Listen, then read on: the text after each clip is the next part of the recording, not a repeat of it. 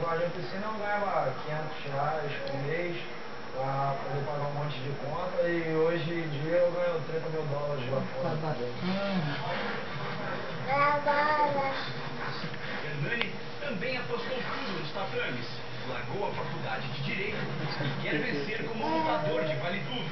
Vou escutar ele conversar. No Brasil,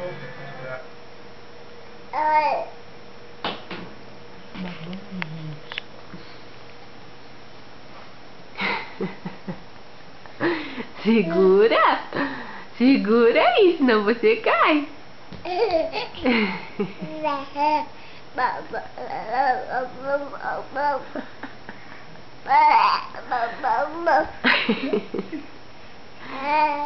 É? Segura aí, rapaz.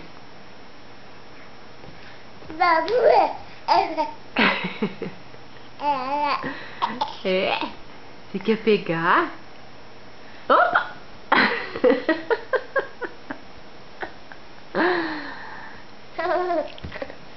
Eita, que babeira! Credo! Tudo que ele quer pegar.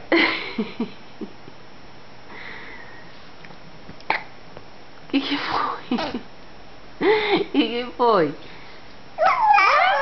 Segura, rapaz! Que? Você quer a câmera? Quer?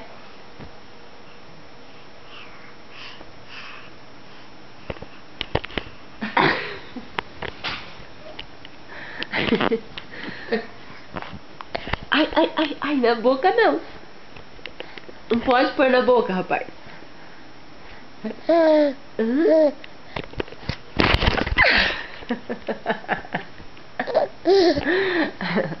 Babão. Ei, caiu de novo. Levanta, babão. Levanta.